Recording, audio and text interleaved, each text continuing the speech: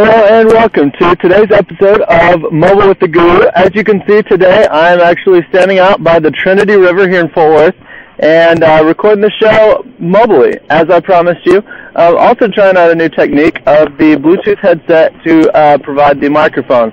So hopefully that'll turn out a little bit better with less wind noise.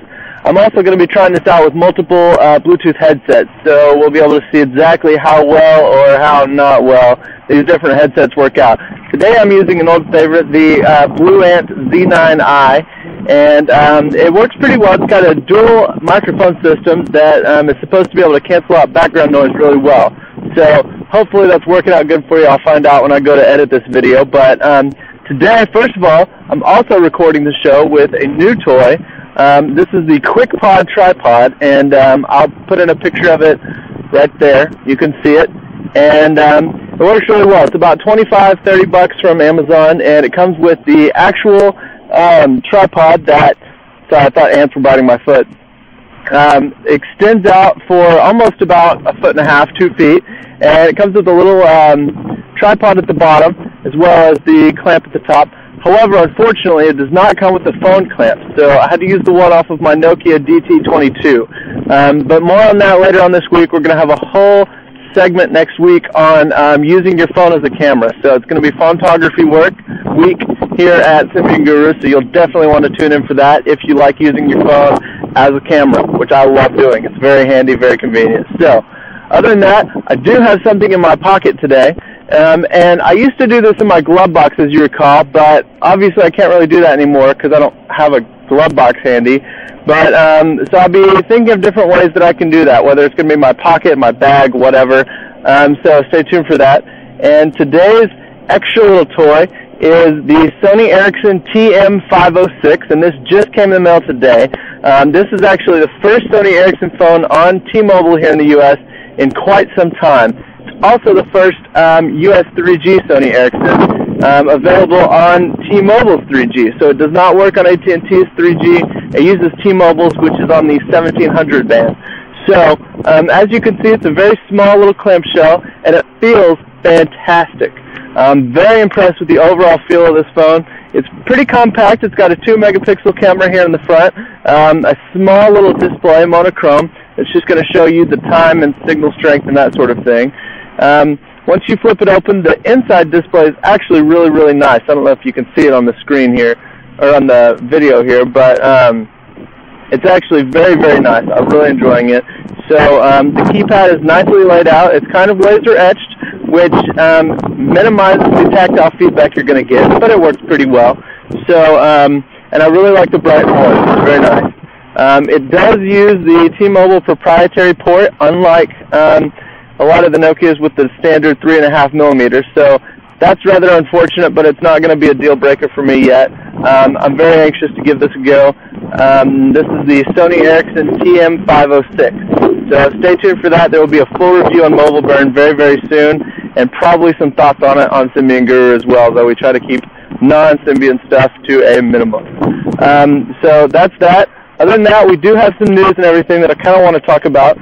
First of all, the T-Mobile application store. This was rumored a little while ago, and this is basically going to be a carrier-wide application store that's going to be available for all the phones. So whether it's a Java phone, Windows Mobile, that sort of thing. And moconews.net was able to get a little bit more information on this. So looking over the idea from them, I really, really like it. So the first thing is it's got a very cool revenue system. Most online stores right now, such as the Apple iPhone store, the App Store on the iPhone, has a 70-30 revenue split.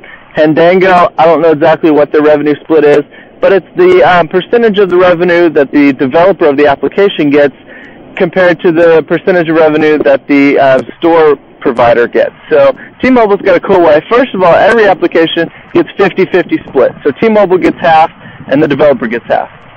Sounds okay, but a little bit off. However, developers can get more of a cut by offering and obeying several rules that T-Mobile's put in place.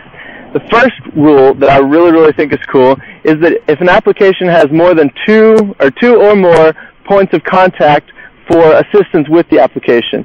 So this could be an email and a phone number, or an IM client, I guess. I don't really know what other things you could do besides email and phone number.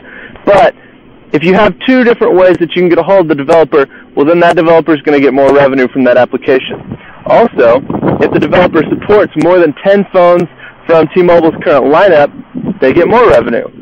Awesome way to kind of put an opportunity there for the lazy developers who don't really feel like going the extra mile for the application, but really rewarding the ones that do. I really like the tiered system there.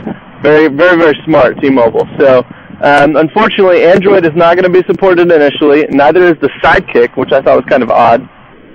But T-Mobile didn't say that was a permanent thing. So in the future, those platforms could be supported on the App Store. Also, there wasn't any mention of S60, but there's also no T-Mobile S60 phones yet. So hopefully both of those will change in the near future, and we'll be able to see some support there.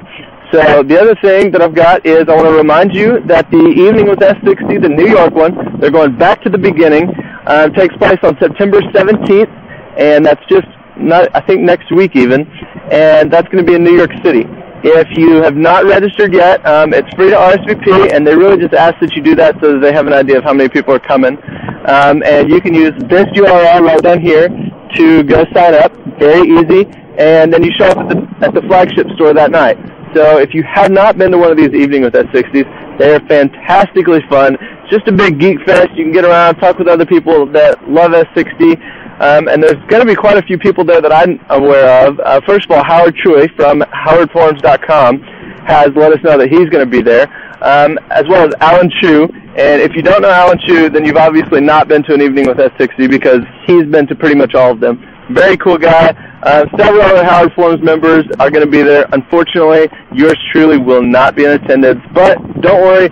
We'll be sure to have meetups. Other times I'll try to get around as much as I can, so that sounded kind of bad. I may edit that out. I may leave it. I don't know. In any case, Rita did mention that she's got a little bit that she wants to point in, so I'm going to cut over to her now.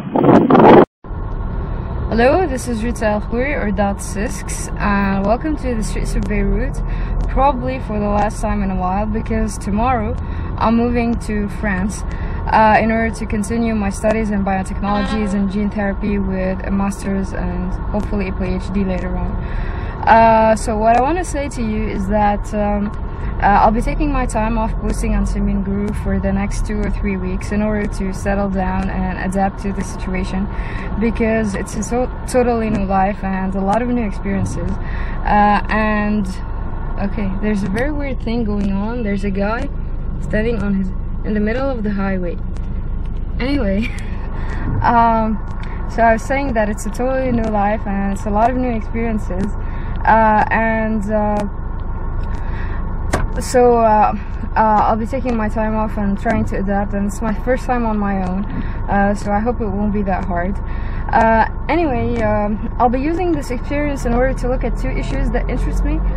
First one is how S60 will help me adapt to the whole life, whole Paris life, be it through maps, weather applications, money management, and stuff like that.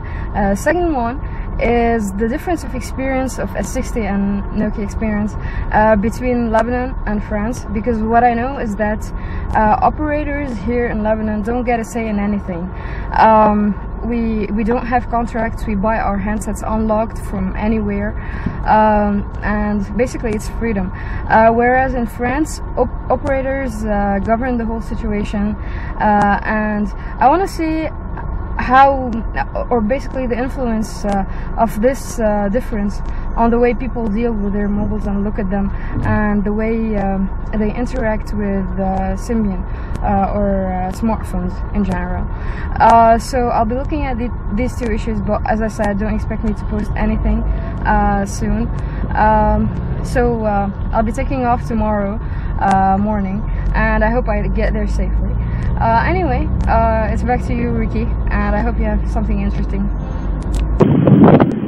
And that was a nice little word from Rita, so hopefully she's having a good time there in France and getting moved in and everything, and she'll be back in action very, very soon. So that's it for the show. Thanks, as always, for watching and enjoying Mobile with the Guru.